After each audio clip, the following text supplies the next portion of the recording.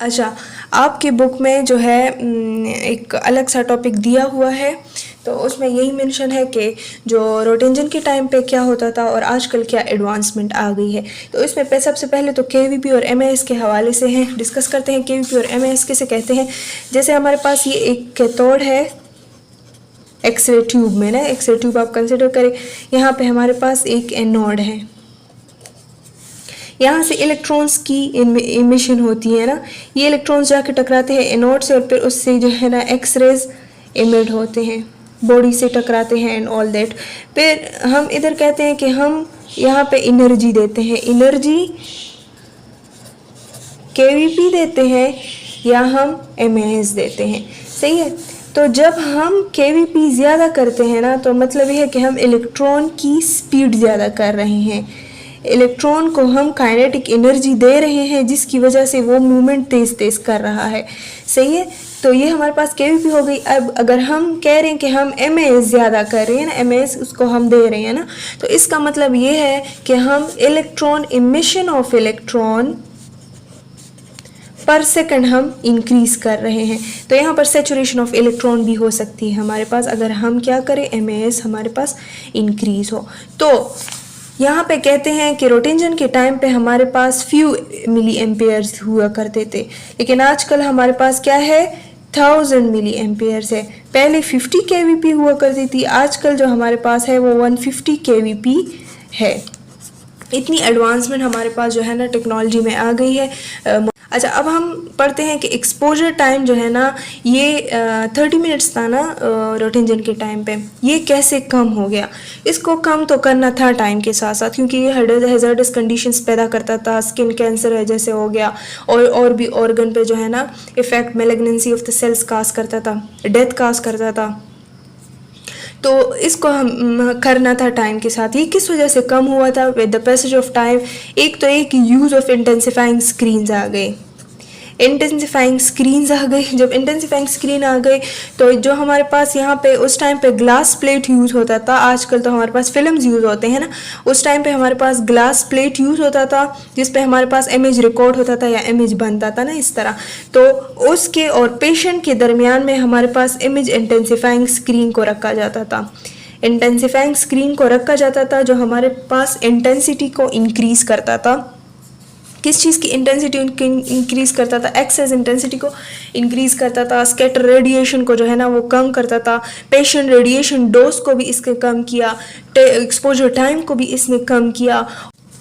दूसरा जो था ना, दूसरा हमारे पास जो ग्लास प्लेट यूज होता था, यहाँ पे ये वाला ग्लास प्लेट जो यूज होता था जिस पे हमारे पास इमेज बनती थी ना, तो उसमें हमारे पास एक इमल्जन लेयर होता था। इमल्जन लेयर ही हमारे पास इसलिए होता था कि ये लेटेंट इमेज प्रोड्यूस करता था, बाद में वो लेटेंट इमेज विजिबल इमेज में कन्वर्ट हो जाती थी, सही। तो ये इमल्जन लेयर जो है ये काफ़ी इम्पोर्टेंट थी। अब ये ग्लास प्लेट जो है ना रोटेंजन के टाइम पे ये सिंगल कोटेड होता था, लेकिन बाद में जब इसमें मॉडिफिकेशन की गई तो वो डबल कोटेड में कन्वर्ट हो गई, इसको डबल कोटेड किया गया। तो डबल कोटेड करने से प्रोटेक्शंस की ज़्यादा हो गई, डबल कोटेज हो गई तो प्रोटेक्शंस की ज़्यादा हो गई, जिसकी वजह से एक्सपोजर टाइम हमारे पास क्या हो गया, कम हो गया, और जो है इमेज की क्वालिटी हमारे पास इम्प्रूव हो गई। उसके बाद आते हैं ये आप डिफरेंट साइंटिस्ट है, इसको रीड कर ले, साइंटिस्ट के नाम वगैरह और उसके साथ डेट्स वगैरह आप ज़रूर याद रखें।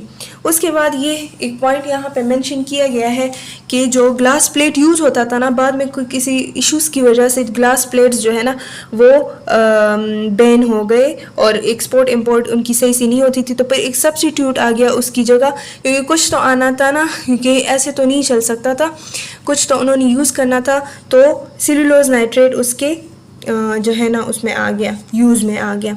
उसके बाद कहते हैं कि फ्लोरोस्कोप जो है 1898 में एडिसन ने जो है वो discover, Thomas Edison. Most important MCQs उसके बाद है जो है इसका जो फ्लोरेसेंट मटेरियल था, ये भी एमसीक्यू में आ सकता है कि फ्लोरेसेंट मटेरियल इसका क्या यूज़ होता था, तो बेरियम प्लैटिनो साइनाइड यूज़ होता था। अच्छा, अब आते हैं यहाँ पे, ये इम्पोर्टेंट एमसीक्यू है जो डेली 1904 में डाइट हुई थी, और किस चीज़ से डाइट हुई थी? एक्सरेज बर्निंग से हुई थी। अच्छा, एक्सरेज बर्निंग से ये डाइट हुई थी, और ये फर्स्ट फर्टिलिटी जो था वो केस था, सही है, ऑल ओवर द वर्ल्ड बिल्कुल फर्स्ट जो एक्सरेज से हुआ था, और ये 1904 में हुआ। अच्छा, अब आप लोगों की बुक में जो है ना इम्पोर्टेंट जो है एक्सपेरिमेंट है विलियम रॉलिंस एक साइंटिस्ट था जो उस टाइम पे टूथ एक्सरे पे काम कर रहा था। उसने क्या किया, एक एक्सरे ट्यूब लिया, एक्सरे सोर्स, उससे एक्सरेज फॉल की पेशेंट पर। यहाँ पे पेशेंट था और उसकी टूथ का एक्सरे हो रहा था। उसका ख्याल था कि टूथ तो फॉर एग्जांपल है ब्रेन के नज़दीक, और सारे नर्व्स हैं, ब्लड वेसल्स वगैरह, सारी जो सेंसिटिव ऑर्गन्स है ना वो तो ब्रेन में है, आइज़ और इस तरह की बहुत सारे ऑर्गन्स ना। तो इसने प्रोटेक्शन के लिए यहाँ पे लिड रख दिया, लिड शीट था ये हमारे पास, लिड शीट था, उसमें उसने सुराख किया, सुराख इतना बस किया ये होल कि बस टीथ तक जो है ना यहाँ पे एक्सरेज पहुंच जाए। ये असल में यहाँ पे इसने प्रोटेक्शन के लिए रख दिया कि ये एक्सरेज जो है ना बाकी ऑर्गन्स तक ना पहुंचे, और असल में हुआ भी ऐसे। जब उसने ऑब्जर्व किया तो ये एक्सरेज रिस्ट्रक्ट हो रहे थे।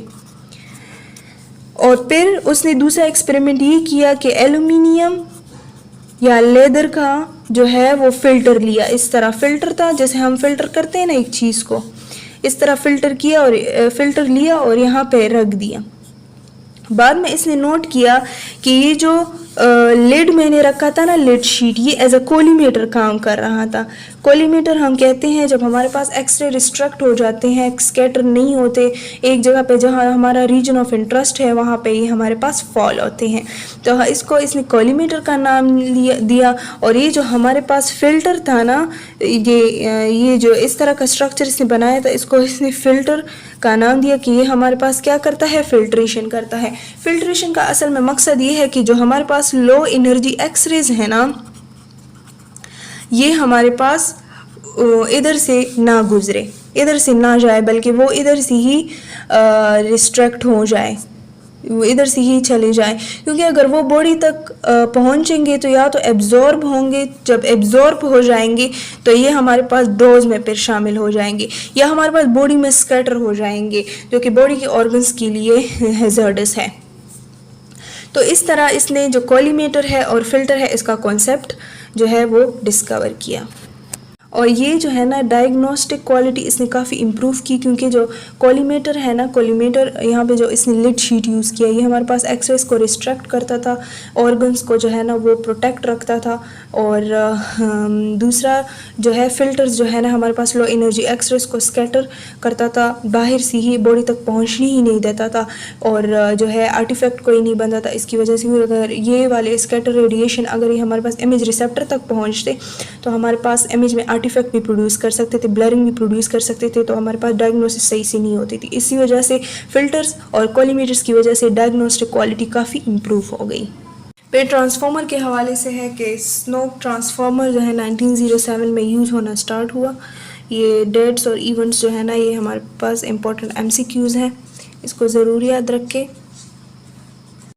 उसके बाद हमारे पास है कि कॉलिज ट्यूब, जिसको हॉट कैथोड एक्सरे ट्यूब भी कहा जाता है, 1913 में विलियम डी कॉलिज ने जो है ना वो अनवील्ड की, इंट्रोड्यूस कराई, और जो है स्नोक ट्रांसफार्मर और कॉलिज एक्सरे ट्यूब की वजह से रेडियोलॉजी जो है मेडिकल स्पेशलिटी में इमर्ज हो गई। 1913 में हमारे पास एक साइंटिस्ट था गुस्ताव बकी, जिसने स्टेशनरी ग्रिड डिस्कवर किया 1915 में। उसके बाद H. पोर्टर आ गया, इन दोनों ने मिल के जो काम किया, उसके बाद इनको पोर्टर बकी ग्रिड के नाम से इंट्रोड्यूस करवाया गया इस जो है इंस्ट्रूमेंट को, और वो कौन से ईयर में था, 1921 में। उसके बाद आप अगर मॉडलिटीज़ की तरफ आ जाए, 1960 में अल्ट्रासोनोग्राफी हमारे पास आ गई, 1970 में CT स्कैन आ गया, 1980 में MRI। तो इस तरह टाइम के साथ साथ जो है मॉडलिटीज़ में एडवांसमेंट आती गई, और डिफरेंट डायग्नोस्टिक क्वालिटी जो है डिफरेंट मॉडलिटीज़ की वो बेहतर होती